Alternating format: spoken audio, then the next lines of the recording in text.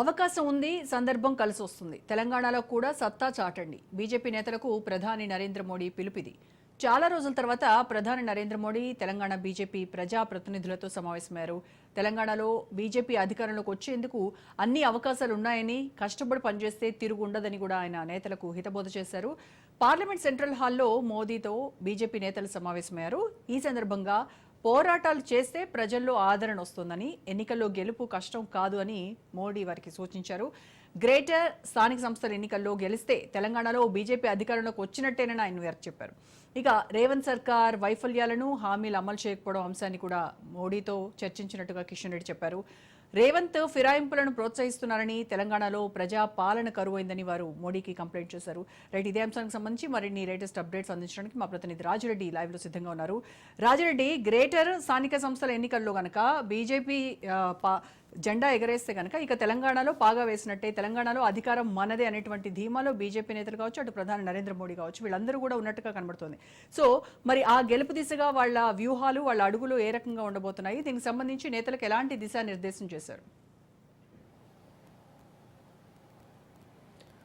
మొత్తానికి తెలంగాణ మీద జాతీయ నాయకత్వం ఫోకస్ పెట్టింది. ఏకంగా ప్రధానమంత్రి నరేంద్ర మోడీ తెలంగాణలో ఉన్నటువంటి బీజేపీకి సంబంధించిన ఎమ్మెల్యేలను, ఎంపీలను, ఎమ్మెల్సీని పిలిపించుకున్నారు. ఈరోజు సమావేశమయ్యారు. ఇక్కడ ఉన్నటువంటి తాజా రాజకీయ పరిస్థితులు, అదేవిధంగా ఇక్కడ ఉన్నటువంటి ప్రభుత్వంలో తెలంగాణ ప్రభుత్వం అమలు చేస్తున్నటువంటి పథకాలు అమలవుతున్నాయా లేవా అని కూడా ఆరా తీశారు. అంతేకాకుండా ఇక్కడ ఉన్నటువంటి జరుగుతున్న పరిణామాలను కూడా బీజేపీ నేతలు పూర్తిగా ప్రధానమంత్రి నరేంద్ర మోడీకి వివరించినట్టు తెలుస్తుంది. ముఖ్యంగా చూసుకున్నట్టయితే అప్రజాస్వామికంగా కాంగ్రెస్ ప్రభుత్వం వ్యవహరిస్తుంది, ఫిరాయింపులను ప్రోత్సహిస్తుంది అనేది కూడా చెప్పినట్టు తెలుస్తుంది. అంతేకాకుండా తెలంగాణలో మంచి స్కోప్ ఉంది, దక్షిణ భారతదేశంలో గెలవడానికి అవకాశం తెలంగాణలో ఉంది, తెలంగాణను మీరు స్వవినియోగం చేసుకోవాలి, జనాల్లోకి వెళ్ళాలి, అంతేకాకుండా అసెంబ్లీ వేదికగా ప్రజా గొంతుకగా ప్రజల పక్షాన ప్రభుత్వ వైఫల్యాలను ఎండగట్టాలి, ప్రజలకు అండగా ఉండాలి అనేది కూడా ప్రధానమంత్రి నరేంద్ర మోడీ ఇక్కడ ఉన్నటువంటి నేతలకు దిశ నిర్దేశం చేసినట్లు తెలుస్తుంది.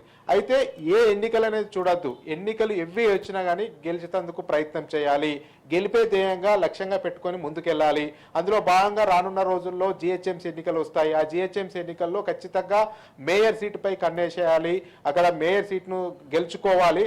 అంతేకాకుండా స్థానిక సంస్థల ఎన్నికల్లో కూడా గెలవాలి, మెజార్టీ స్థానాలు సాధించాలి. క్షేత్రస్థాయిలోనే పార్టీ బలంగా ఉంటే అధికారంలోకి రావడానికి స్కోప్ ఎక్కువగా ఉంటుంది. ఒరిస్సాలో కూడా స్థానిక సంస్థల ఎన్నికల్లో బీజేపీ గెలవడం వల్ల ఒరిస్సాలో ఏకంగా అధికారంలోకి వచ్చింది. తెలంగాణలో మంచి అవకాశం ఉంది, దాన్ని యూటిలైజ్ చేసుకోవాలి.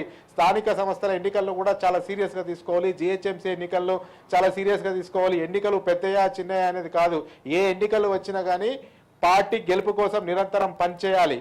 ముఖ్యంగా నాయకుల మధ్యలో ఉన్నటువంటి గ్యాప్స్ను వీడాలి. ఎవరికి వారే యమునా తీరుగా వ్యవహరిస్తున్నారు, అట్లా కాకుండా అందరూ సమిష్టిగా పనిచేయాలి, ప్రభుత్వ వైఫల్యాలను ఎండగట్టాలి. ఓవైపు కాంగ్రెస్ విధానాలు ఎండగట్టాలి. గతంలో 10 సంవత్సరాలు బీఆర్ఎస్ అధికారంలో ఉంది కాబట్టి ఆ బీఆర్ఎస్ వైఖరిని కూడా ఎండగట్టాలి.